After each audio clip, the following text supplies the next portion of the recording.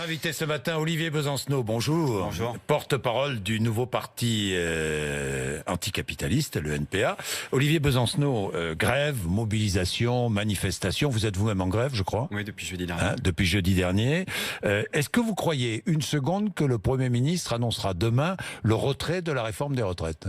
Ce sera une grande surprise. Non, parce que visiblement, c'est pas la stratégie qui est en cours. La stratégie, elle consiste à jouer la montre, à jouer l'usure, à parier finalement sur l'épuisement de la mobilisation. Ça nous fait perdre beaucoup de temps à tous et toutes, pas simplement à ceux qui sont mobilisés, qui font grève ou qui manifestent, mais aussi à l'ensemble de la population. Est-ce que vous croyez que c'est une stratégie? Oui, c'est une stratégie éculée. Ça consiste à C'était parier. pas celle de 95, où en 95, par exemple, on avait annoncé la réforme, présenté la réforme, et ensuite les mouvements de grève se sont enclenchés. Oui, là, c'est le système des poupées russes, c'est-à-dire on fait parler d'abord Monsieur Delevoye, ensuite on aura Édouard Philippe, et puis ensuite peut-être un jour on aura Emmanuel Macron, dont on peut imaginer un jour qui va se positionner sur la situation. Surtout que donc le grand responsable de la situation, du fait que la société tourne au ralenti en ce moment, c'est le gouvernement, c'est le pouvoir en place. D'autant plus qu'on peut pas dire qu'ils étaient pas au courant. Hein. On se souvient que dès début septembre, il y a une grève de la RATP qui avait pris un peu tout le monde de court et qui avait planté dans le décor cette journée de grève reconductible du 5, qui a commencé jeudi dernier, sur laquelle se sont greffés différents secteurs. Donc ça faisait des semaines et des semaines où le gouvernement pouvait s'exprimer, consulter les partenaires sociaux, entre guillemets, et annoncer le résultat de ses conclusions. Et donc demain, l'architecture, le cadrage... Nous aurons la réforme, voilà, que nous ne connaissons pas. Bien entendu. Encore. Non, la réforme par points. Oui, je sais. Alors ça, c'est l'autre thèse du C'est gouvernement. vrai ou pas? Écoutez, sauf à croire qu'on se mobilise contre une rumeur et un oui-dire depuis plusieurs jours maintenant, et à imaginer que jeudi dernier, il y a eu plus d'1 million de paranoïaques qui sont descendus dans la rue en imaginant qu'on allait toucher à la question des retraites, on peut peut-être se dire quand même que les grandes lignes de cette contre-réforme, on les a. Il s'agit d'une double... ça sera la double peine. La double peine, c'est-à-dire qu'on va rendre un peu plus inaccessible la possibilité de partir à la retraite à taux plein. Pourquoi ? Parce que on rajoute des problèmes financiers qui n'étaient pas présents dans le programme d'Emmanuel Macron, et qui consiste à dire qu'on parle de... Alors, évidemment, on ne touche pas à l'âge légal du départ à la retraite, qui reste de 62 ans. Oui. On a trouvé un grand terme de communication qui s'appelle l'âge pivot. L'âge pivot, ça veut dire que vous pourrez partir toujours à 62 ans, mais comment ? Pour l'instant, on ne sait pas. Mais pas si l'âge pivot sera... Voilà. Mais on ne sait pas. Ce sera soit l'augmentation des annuités. Je voudrais qu'on regarde ce qu'on sait aujourd'hui, ce qu'on ne sait pas d'ailleurs. Ce qu'on sait, maintien de l'âge légal de départ à 62 ans. Ça, on est d'accord. Ce que ça veut dire, départ anticipé pour les carrières longues, c'est maintenu. Ça, c'est bien que ce soit maintenu. Non ? Je ne sais pas si vous avez le détail. Vous avez le détail avant l'heure. C'est ce qu'on sait pour l'instant. C'est ce qu'on sait. Si vous avez les informations avant mercredi, on va gagner du temps. Départ anticipé pour les métiers régaliens. Ça, on le sait. La police, la gendarmerie, les surveillants, on le sait. Ça a été annoncé ici même par le ministre de l'Intérieur. Garantie dans la loi que la valeur du point ne peut baisser, quelle que soit la conjoncture économique. Pension minimum à 85% de la valeur du SMIC pour une carrière complète, pas moins de 1 000 €. Ça, on le sait aussi. Ça a été annoncé, ça a été dit. Prise en compte pour les fonctionnaires de la pénibilité et des primes. Pour les fonctionnaires, c'est nouveau. Vous n'avez pas de prise en compte de la pénibilité à la Poste. Bon, alors... C'est vrai ou faux ? Non, mais si c'est vrai dans un sens, c'est vrai dans tous les sens. C'est-à-dire, soit on sait, soit on sait tout, soit on ne sait rien. Ce qu'on sait aussi... Alors, si vous ne savez rien, pourquoi la grève ? Non, mais on sait pourquoi on se mobilise et on perd de l'argent quand on est en grève, donc on n'est pas en grève pour rien et jamais par plaisir. Jamais par plaisir. Et c'est pour ça que je dis que le grand responsable est le gouvernement. Ce qu'on sait, c'est que soit par l'âge pivot, soit, parce que ça aussi, ça a été dit, l'augmentation des annuités de cotisation, on vous incitera à partir plus tard. C'est-à-dire, vous pensez que demain, le Premier ministre va annoncer les cotisations vont augmenter ? Je ne sais pas ce qu'il va dire. Je sais ce qui a été dit jusqu'à présent. Parce que je suis pas sourd et je suis pas aveugle. Et j'entends ce qui est dit ici ou là. Et que donc, la possibilité de partir à taux plein, ça sera une perspective qui va de plus en plus s'éloigner. Et la réalité, c'est qu'aujourd'hui, les plus de 60 ans... plus longtemps. Non, pas forcément. Précisément, non. Dans les faits, même quand l'âge de départ à la retraite a été emmené à 62 ans, encore aujourd'hui, les plus de 60 ans en majorité ne travaillent pas, soit du fait du chômage, soit des arrêts de longue maladie. La réalité, c'est que vous pourrez toujours partir avant 64, avant 62 ans, même avant 60 ans. Jean-Jacques Bourdin, dans des entreprises comme La Poste, que je connais bien, il y a 10 à 15 000 départs en TPAS chaque année, c'est-à-dire départs en pré-retraite. C'est-à-dire qu'aujourd'hui, dans la plupart des grandes entreprises, publiques comme privées, et ça aussi c'est un point commun, vous êtes plus jugé productif ou rentable dès l'âge de 55 ans et on vous propose la sortie. Donc c'est le travail des seniors. Le fond du problème, c'est le travail c'est l'emploi des seniors. C'est l'emploi des seniors, c'est l'emploi des jeunes, c'est de mettre plutôt des jeunes au travail plutôt que de demander à travailler plus longtemps. Et l'autre réalité, du coup, et c'est pour ça que je vous dis que c'est la double peine, c'est que du coup, vous pourrez toujours partir à la retraite à peu près au même âge, mais avec une retraite de merde, une retraite de misère. Et par voie de fait, vous serez obligé de plus en plus de faire appel aux retraites complémentaires, c'est-à-dire à ce marché juteux qu'attendent des assureurs. Pourquoi la double peine? Parce qu'en plus de ça, je termine juste là-dessus, le système par points va comptabiliser, c'est pour ça que ça ne concerne pas que les régimes spéciaux, que la fonction publique, mais tous les salariés de ce pays et toute la population sera comptabilisé sur l'entièreté de la carrière professionnelle et plus simplement sur les meilleures années, ce qui inclut les périodes de bas salaire, voire de chômage. Et il n'y a pas besoin d'avoir fait l'ENA pour comprendre qu'à partir de là, mécaniquement, en proportion, vous gagnez moins qu'aujourd'hui. Les régimes complémentaires, ça fonctionne bien pourtant. Je ne sais pas si ça fonctionne bien. Parce que dans la fonction publique, ça fonctionne bien. Je suis pas sûr que ça fonctionne bien. Vous avez un régime complémentaire de retraite dans la fonction publique? Alors moi individuellement je l'ai pas, mais en tous les cas je vois de quoi vous parlez. Ce fonctionnement qui a été mis en place en gros à partir de la réforme des retraites de 2003, celle de 2005. Qui a été mise en place dans les faits en 2005. 2003. Ah, voilà, exactement. Et qui s'ajoute à la retraite de base du fonctionnaire. C'est un régime complémentaire. Pour ceux qui y postulent. Oui. Et un régime par points. Et un régime par points. Et qui ne fonctionne pas. Et qui ne fonctionne pas. Qui ne fonctionne pas, et qui a été dénoncé, y compris par les organisations syndicales. Pas je crois que c'est de mémoire, vous me posez un peu une colle, mais je crois que c'était en 2014-2015, parce que le point baissait à l'époque. Par exemple, je me souviens d'une déclaration commune des organisations syndicales. Je crois même de mémoire, il y avait l'UNSA dans le coup, la CGT. Il faut y renoncer, il faut changer le système alors. Attendez, je vais terminer, parce que si vous me posez la question, je vais vous répondre jusqu'au bout. En l'occurrence, en 2015, oui, le point allait baisser. Voilà. Et ce fonctionnement-là, en fait, c'est du bricolage. Pourquoi? Il a remonté depuis. Non, mais voyez la discussion, ça va être une discussion. Non mais c'est un très bon exemple. Alors c'est un très bon exemple. Si le gouvernement garantit que le point ne baissera pas, quelle que soit la conjoncture économique, vous aurez le droit de pas le croire. Ah, c'est-à-dire que même si c'est garanti dans la loi, nous aurons le droit de pas le croire. Oui, absolument. Et d'abord, ce ne sera pas garanti dans la loi ou de quelle manière. Le Premier ministre vous dit demain, ce sera garanti dans la loi. Que répondez-vous? On aura le droit de pas le croire. Voilà. Vous ne le croirez pas, même si c'est garanti dans la loi. Non, mais je peux vous le répéter sur tous les tons. Oui, je ne les croirais pas.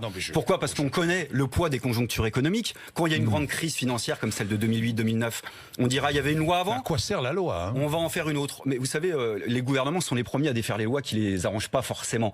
Monsieur Macron a été le premier à prendre le grand modèle suédois. Il n'avait plus que le mot Suède en bouche. Il se trouve qu'en Suède, en l'occurrence, le point a baissé à plusieurs reprises. Oui, mais il se trouve que c'est pas garanti dans la loi. Non, mais peut-être. En Suède, c'est toute la différence. Sauf que les grandes promesses étaient faites pour que ça n'arrive jamais. Ça arrivait à 3 reprises. Et le niveau des pensions en Suède a baissé. 2 fois pour augmenter les 2 années qui suivent. Mais vous voyez, la discussion, en fait, on va jouer au loto. Mais parce que Olivier Besancenot, vous me dites qu'en Suède, le point a baissé, ce qui est vrai. Il a baissé en 2013-2014 et il a augmenté en 2015-2016. De la même manière. En Suède, ce n'est pas garanti dans la loi. Le point, la valeur du point, en fonction de la conjoncture économique, n'est pas garantie dans la loi. Et moi, je vous dis que même s'il y a une loi, le gouvernement pourra ne pas la respecter. Puisque, par exemple, les critères de déficit, parfois, le gouvernement s'en accommode. Et que oui, j'ai pas confiance en ça. Et j'ai pas confiance en ce système. Et j'ai pas envie de jouer au loto, ni avec vous, ni avec le gouvernement, ni avec la population, parce qu'il s'agit de notre avenir. Ce système qui est soi-disant hyper simplifié. Maintenant, tout est unifié. Il paraît que ça sera vachement plus simple que les 42 par régime spéciaux, qui sont des conventions collectives, qui sont d'abord des conventions collectives. On va jouer au loto. Ton point, je ne sais pas s'il va jouer ou pas. Et puis, comme de toute façon, maintenant, on nous parle, et vous l'avez d'ailleurs souligné, il y a déjà des critères de différenciation qui étaient retenus par ce même gouvernement. La pénibilité, parce que c'est quand même difficile de ne pas parler de pénibilité dans le public ou dans le privé. En effet, les inégalités de salaire entre les hommes et les femmes. Donc, vous allez avoir des points, des correctifs, des modifications. Ça va être un labyrinthe et une usine à gaz. Des points, qu'on soit homme, femme, quel que soit le même travail, même nombre de points, quel que soit le sexe, ce qui est pas mal, non ? Ça donne un peu plus d'équité, me semble-t-il. Non, ça ne donne pas plus d'équité, surtout que ça ne prend pas en compte les inégalités d'espérance de vie, par exemple, entre les ouvriers et les cadres, comme vous le savez. Donc la question, c'est pas de savoir, il y a ceux qui sont pour unifier et ceux qui sont contre. Non mais, oui. Écoutez, moi, au bout d'un moment, très clair. C'est-à-dire que, non mais attendez, ce gouvernement qui nous explique qu'en gros, il faut tout uniformiser. Il faut plus qu'un régime quasiment unique.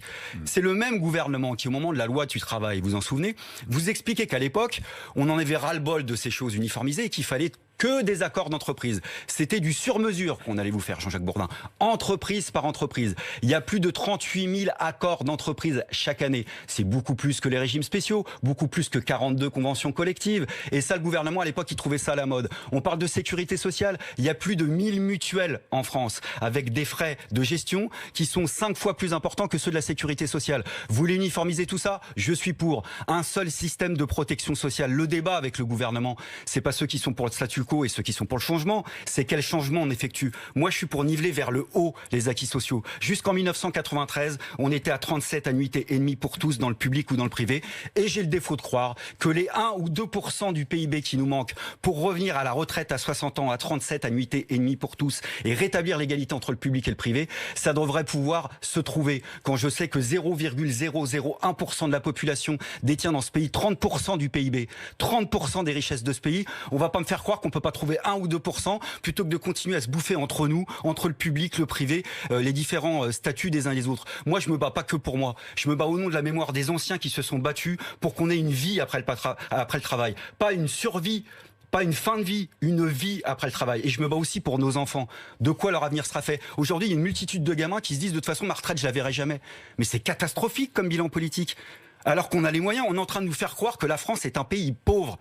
Ça n'est pas le cas. Et ces richesses, c'est nous tous et nous toutes. Salariés, publics, privés, artisans, commerçants. Et c'est pour ça que demain, et je le dis haut et fort, si le gouvernement nous annonce qu'on sait d'avance, il prend le risque de transformer une crise sociale en crise politique. Parce que chaque jour qui passe permet de s'inviter toutes les questions sociales et toutes les frustrations, elles sont nombreuses, qui n'ont pas été réglées ces derniers mois. Des dépôts de bus de la RATP bloqués. Est-ce acceptable? C'est-à-dire bloqué pour empêcher que certains bus ne sortent ou que certains travailleurs de la RATP ne travaillent. Est-ce acceptable? Moi, je trouve ça acceptable. Je le soutiens. Oui. J'y participe. Je me cache pas derrière mon petit doigt. Je connais des dépôts et d'ailleurs, je les salue. Ceux du dépôt Béliard dans le 18e. Même si c'est hors la loi. Attendez. Mais c'est acceptable. Allez-y. Il y a des piquets de grève et ils demandent à l'interprofessionnel de venir, de faire du tri à l'entrée, de parler avec ceux qui font pas grève, qui versent à la caisse de grève et puis des fois qui sont bien contents aussi de pas sortir.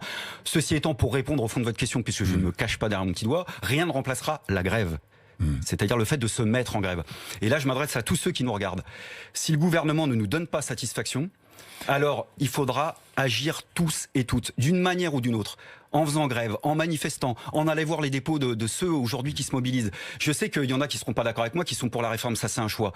Mais je veux dire, ceux qui se disent aujourd'hui on est pris, oui, c'est des galères dans les transports. Mais oui, bien sûr. Pourquoi est-ce que ce mouvement semble se transformer en mouvement de défense d'intérêts, ceux de la RATP et ceux des cheminots? Pourquoi? D'abord, c'est la grande communication du gouvernement qui cherche à nous faire croire ça. Non. Mais aujourd'hui, allez dans la rue. Dans la rue, on ne voit que des syndicalistes. Que des syndicalistes de la RATP ou de la SNCF sur tous les plateaux de télévision. Là, vous me voyez. J'ai pas de régime spécial. Vous êtes invité. Bon, voilà, absolument. Et par ailleurs, comme vous faites des reportages, absolument. Mais vous faites des reportages, par exemple, sur les manifestations. Vous voyez quoi dans les manifestations?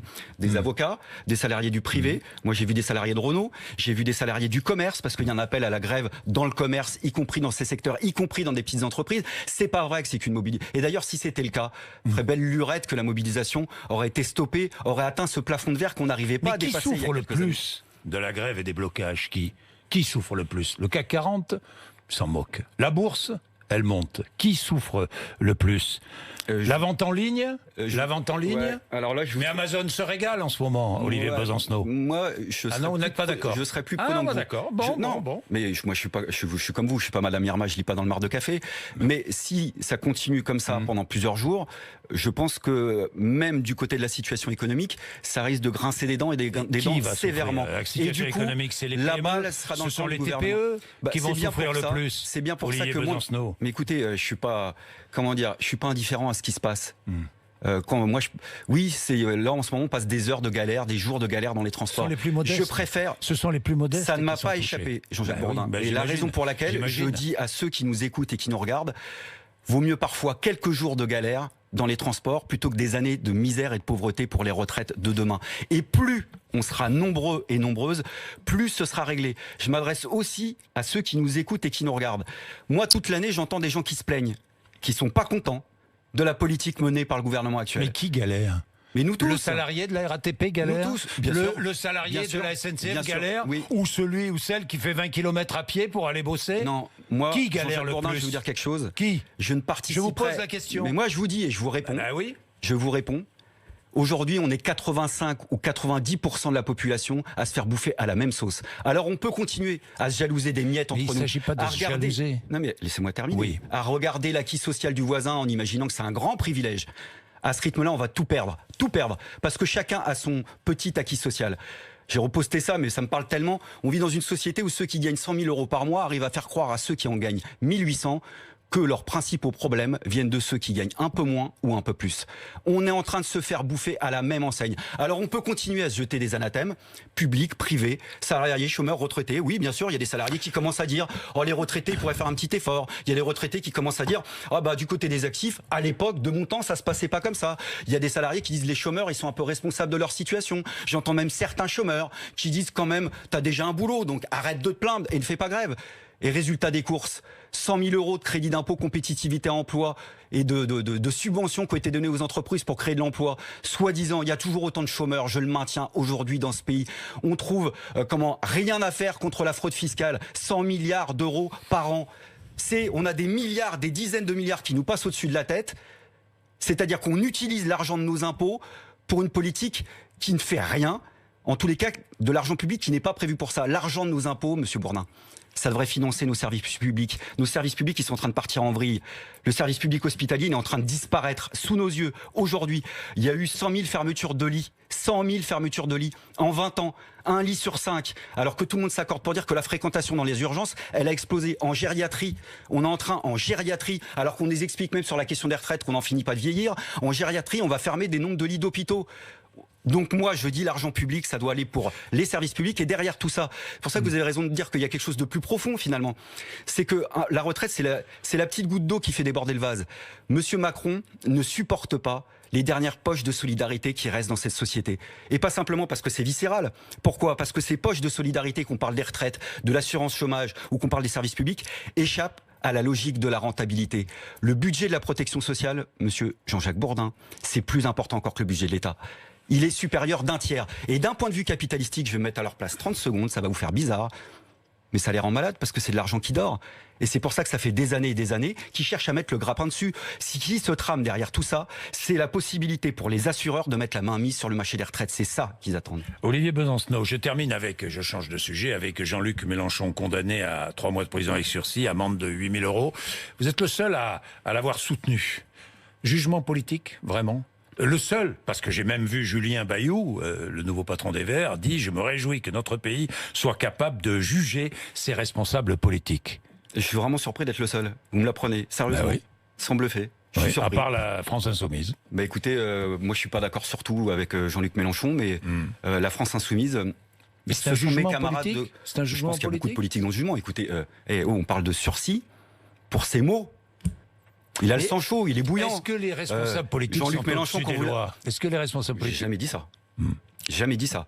Mais bon, il a le sang chaud, vous le connaissez, quand vous l'invitez ici. Voilà. Mais pour ça, on met du sursis ? Pour ça, on met du sursis ? Franchement, faut être sérieux. Faut être sérieux. Donc moi, oui, au-delà des désaccords, il a tout mon soutien, toute ma solidarité, mon amitié. J'espère qu'on va se retrouver dans la rue et que d'ailleurs, ensemble, on aidera ce dont on a besoin. C'est-à-dire que si demain, le gouvernement n'annonce que ce qu'on attend à ce qu'il s'apprête à annoncer, il faudra généraliser le mouvement, saturer la société de telle manière par le nombre qu'on arrive à régler le problème en quelques jours. Et plus on sera nombreux, et plus on pourra déplacer des montagnes, et plus vite on aura gagné et on pourra se regarder un peu différemment. Et je crois que ça, c'est important. C'est peut-être une grande page de l'histoire sociale et politique qui est en train de s'écrire. Alors oui, ça change nos habitudes. On s'engueule dans la rue, on discute en tous les cas. On rediscute beaucoup plus qu'avant. Et je pense que ça aussi, c'est important. Il est 8h53, Olivier Besancenot. Merci RMC BFM Merci TV à vous. ce matin.